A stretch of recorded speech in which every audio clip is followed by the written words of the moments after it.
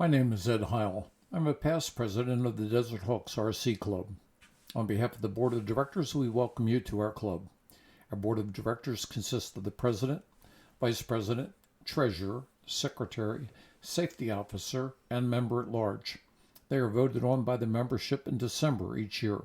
Additionally, we have several committees that support our activities. Membership Committee, Field Marshal Committee, Helicopter Field Committee, Track Committee, and we have a dedicated flight instructor and webmaster. These positions are filled each year by the current Board of Directors. Our complex has the following amenities. Entering through our front gate, approximately 100 yards up the driveway to the right is our dedicated helicopter and drone airfield. Further up the road are his and hers restrooms. To the left is our storage container and adjacent cliffhanger meeting area. We have a 750 by 60 foot composite runway with a 20 by 300 foot taxiway, 5 flight stations, and a 350 foot chain link safety fence. The pit area has tables and a shade structure. On the south side of the complex, we have a dirt oval racetrack, a short course track, a pulling track, and there has been some interest in creating a rock crawling course in the future. Club-approved safety rules are posted at the various venues. Our club has been in operation for 35 years. We are a charter member of the Academy of Model Aeronautics. Our charter number is 1545. Our facility and all club members are insured by the AMA. We lease our facility from Lake Havasu City and are currently on a 5-year lease. We are required by the city to prove our insurance as an obligation for keeping our lease. Protecting our lease through safe operation of all RC models is one of our top priorities. You are required to wear your club badge and be able to prove current AMA membership whenever operating an RC model on our complex. When you join the AMA, you agree to support their safety code as a requirement for membership. The AMA and FAA are working together on identification requirements to be displayed on RC aircraft. Please refer to the AMA and FAA websites for clarification on requirements as they become available. We operate our club by Robert's Rules of Order.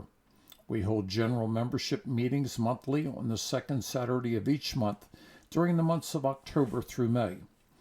The meetings are held at 9 a.m. in the cliffhanger meeting area. The Board of Directors meets monthly on the first Thursday of each month to conduct the club's business. We are a nonprofit club and have an employee identification number, a Lake Havasu City business license, and are registered with the Arizona Corporation Commission. Club-approved bylaws are posted in the members area and reviewed every year. As a new member, blending in is important.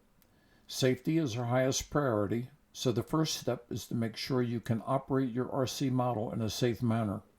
Never arm or start your airplane in the pits.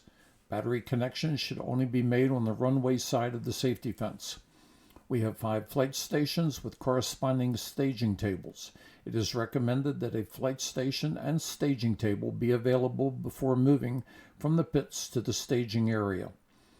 Arm or start your airplane at the staging table, then proceed directly to the open flight station. Once in the flight station, you should announce your intention entering the runway, or some call it coming out. The first 20 feet is the taxiway. Before entering the runway, determine the direction of flight, either by the wind, or if there is no wind, follow the direction of the pilots already in the air. Call out taking off with the direction, either from left to right or right to left. Pilots on final have the right-of-way, so check before entering the runway. Anyone calling out a dead stick or emergency landing has priority. Call out touch and go or landing with the direction left to right or right to left. We recommend everyone should have a spotter. If there are more than 3 planes in the air, you should have a spotter. If there are 5 planes in the air, maximum for safe operation, everyone must have a spotter. If an operator is using FPV, first-person view, they must always have a spotter. The tracks were built to accommodate battery and nitro 10th scale and 8th scale cars, trucks, and buggies. Running a fifth scale or larger is discouraged because of the damage they can cause to the track surface and containment devices. All RC models should be operated at the appropriate venue, not in or over the parking lots. Only aircraft are allowed on the runway. There is no exceptions to this rule. Heckling is discouraged, but it happens. Most heckling is done in fun, but be aware that everyone does not take it that way. All types of planes can be flown at the same time.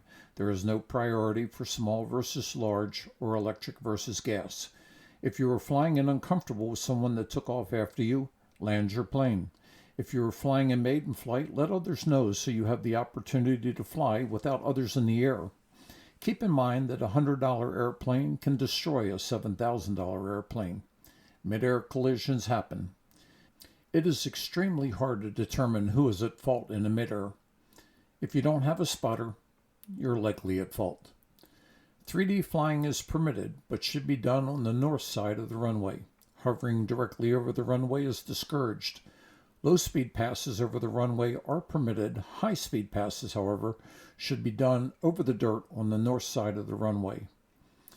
Drones and helicopters should be flown at the helicopter field. But if a pilot is flying a drone at the runway, it is expected that they will fly the pattern, not hover over the runway except to land and make sure everyone in the pattern knows their intentions. The best advice we can offer a new member is to be observant. Watch how others operate their models and do your best to blend in. Blending in, for the most part, is being accepted into the group or activity. Never be afraid to ask for help. Many planes have been saved by having someone more experienced take control. Racers are more than willing to share their setups and help with broken parts. Asking for help is never a bad idea.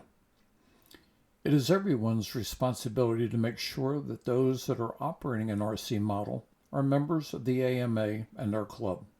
It is appropriate to ask an individual to prove their membership. They should be wearing their club badge. The restrooms should be locked at all times except when in use. You will be provided the combination for the restrooms and the front gate upon joining the club.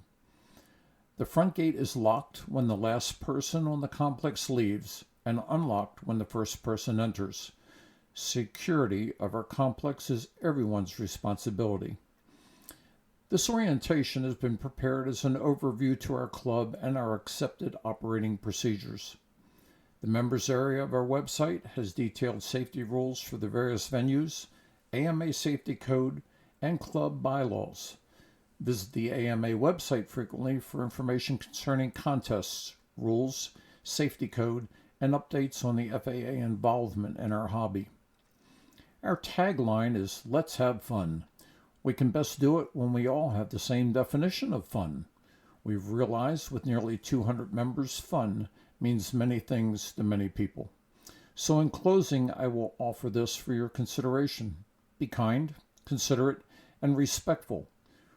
We are mostly just a bunch of RC enthusiasts playing with what some would call very expensive toys.